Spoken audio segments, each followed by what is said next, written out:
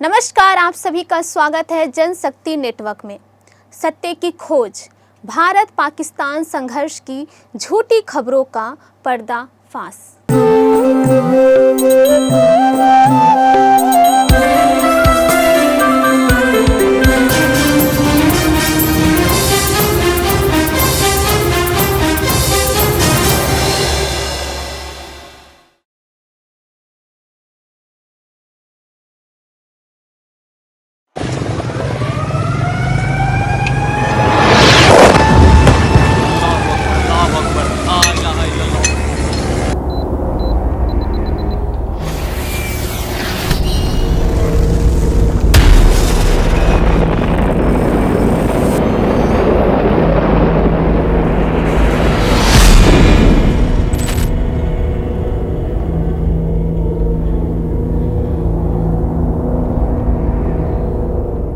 पिछले कुछ दिनों से टीवी चैनलों और सोशल मीडिया पर भारत पाकिस्तान के बीच भयंकर सैन्य संघर्ष की सनसनीखेज खबरें फैली।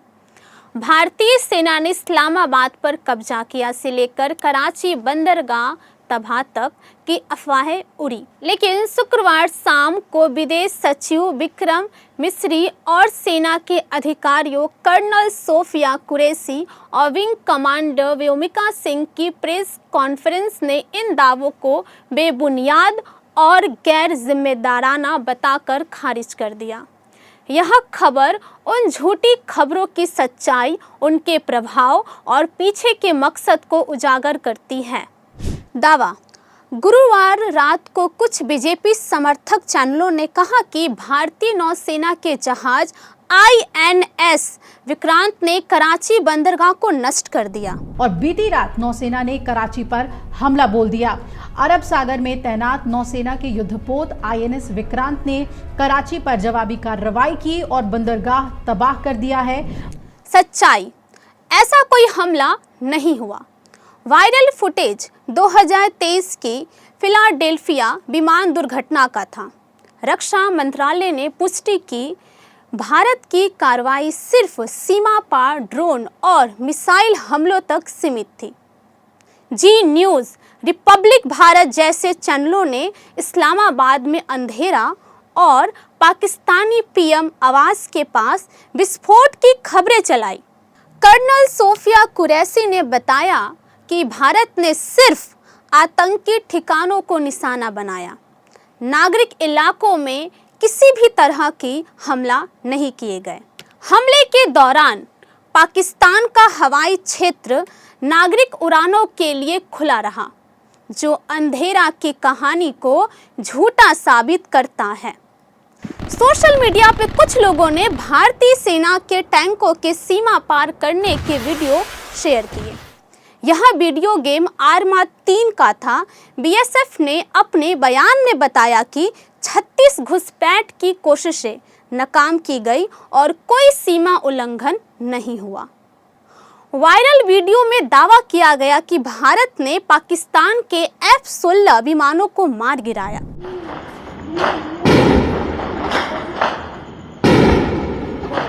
हाँ, रेड लाइट। यह वीडियो AI से बने डीप फेक थे। अधिकारियों ने कहा कि कोई पाकिस्तानी विमान शामिल नहीं था और भारत की कार्रवाई ड्रोन रोकने तक ही सीमित थी। 9 मई की प्रेस कॉन्फ्रेंस में विदेश सचिव मिस्री ने पाकिस्तान की उकसावे की कार्रवाइयों के जवाब में भारत के संयमित और संतुलन रुख को रेखांकित किया। तुर्की निर्मित 300 से 400 ड्रोनों को नष्ट किया गया, जो सैन्य ठिकानों पर हमले के लिए भेजे गए थे। पंजाब में भारी गोलाबारी का जवाब दिया गया, जिसमें भारतीय सैनिक घायल हुए। पाकिस्तान द्वारा पूंछ के गुरुद्वारे और एक ईसाई स्कूल जैसे धार्मिक स्थलों को निशाना बनाने की कोशिश का पर्दाफाश किया गया, जिसका मकसद सांप्रदायिक तनाव भड़काना था। मिस्री ने पाकिस्तानी मीडिया की आलोचना की, जो इसे धार्मिक रंग दे रहा था, और कहा, पाकिस्तान का इतिहास ऐसी झूठी कहानियों से भरा है। रक्षा मंत्रालय ने मीडिया से काल्पनिक खबरों से बचने की अपील की, चेतावनी दी कि यह सैन्य सुरक्षा और नागरिकों की जान को खतरे में डाल सकती है। आज तक और एबीपी न्यूज़ जैसे चैनलों ने बिना सबूत के दावे फैलाए, जैसे पाकिस्तानी सेना प्रमुख की गिरफ्तारी और बलूच विद्रोहियों द्वारा क्वेटा पर कब्जा की झूठी खबरें। इजराइल, हमास, रूस, यूक्रेन युद्ध और वीडियो गेम के दृश्यों को युद्ध फुटेज के रूप में दिखाया गया। डीप फेक वीडियो और एआई से बने ऑडियो में पायलटों और धमाकों की झूठी कहानियां बनाई गई। विश्लेषकों ने बताया कि युद्ध की सनसनीखेज खबरें विज्ञापन से भारी कमाई कर रही थी। चैनल ने झूठ फैलाकर टीआरपी बढ़ा रहे थे। इस आर्थिक गड़बड़ी की फॉरेंसिक जांच की मांग हो रही है। बीजेपी की आईटी सेल, सरकार समर्थक लोगों ने इसे राष्ट्रवादी जीत बताया, जो भारत के तनाव कम करने के कूटनीतिक प्रयासों के खिलाफ था और सांप्रदायिक उन्माद को भड़का रहा था।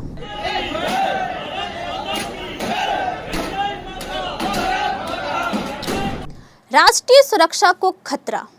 झूठी खबरें सैन्य रणनीतियों को उजागर कर सकती हैं। रक्षा मंत्रालय ने कारगिल और 26/11 का उदाहरण दिया, जब मीडिया ने ऑपरेशन को खतरे में डाला था। अतिशयोक्तिपूर्ण खबरें भारत की वैश्विक साख को कमजोर करती हैं। मिस्री ने कहा, पाकिस्तान हमें हमलावर दिखाना चाहता है। हम इस जाल में नहीं फंसना चाहिए। धार्मिक स्थलों को बदनाम करने वाली खबरें सांप्रदायिक तनाव भड़का सकती है। यह रणनीति पाकिस्तान की रही है। अब आरएसएस बीजेपी का तंत्र इसे दोहरा रहा है। ये भारत को तोड़ने की साजिश है।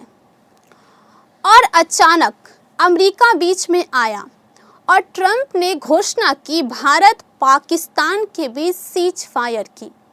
अमेरिकी उपराष्ट्रपति ने इसे दोहराया। जो टीवी चैनल और लोग चिल्ला रहे थे पाकिस्तान को सबक सिखाना चाहिए, अब बातचीत नहीं, वे अचानक चुप क्यों हो गए? क्या उनका ट्रंप से कोई खास रिश्ता है?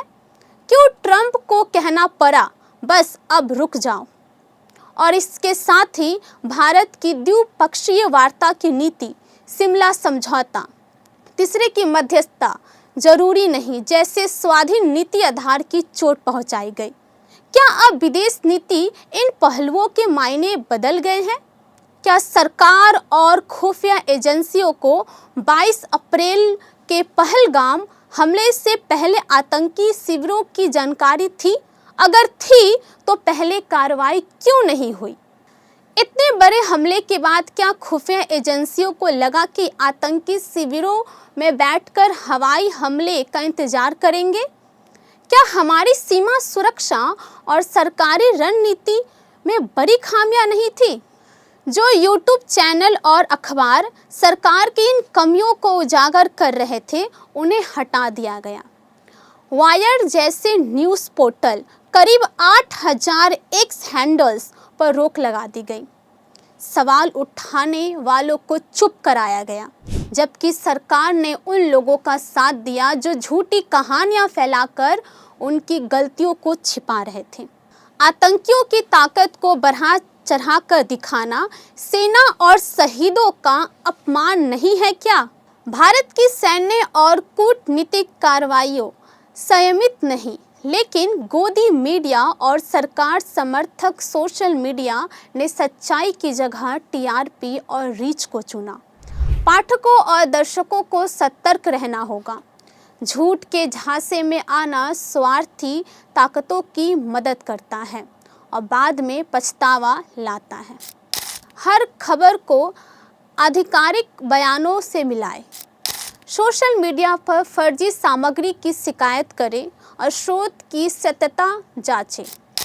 मीडिया को रक्षा मंत्रालय के नियमों का पालन करने के लिए दबाव डालें। झूठ फैलाने वालों पर कानूनी कार्रवाई और सार्वजनिक पर्दाफाश की मांग करें। कर्नल कुरैशी ने सही कहा, भारत की ताकत एकता में है, ना कि उकसावे में फंसने में। एआई और सनसनी इस दौर में सत्य असत्य भेद करना सिर्फ समझदारी नहीं, देशभक्ति है। हमारी बातों की भी जांच करें, तथ्यों की पड़ताल और आदत अपनाएं। जागरूकता और सतर्कता ही हमारा मकसद है। जय भारत का जनगण। Don't forget to like, share and subscribe to stay updated with the latest incidents. Hit the bell icon to never miss an update. We will see you next time with more news that matters. Stay informed, stay safe.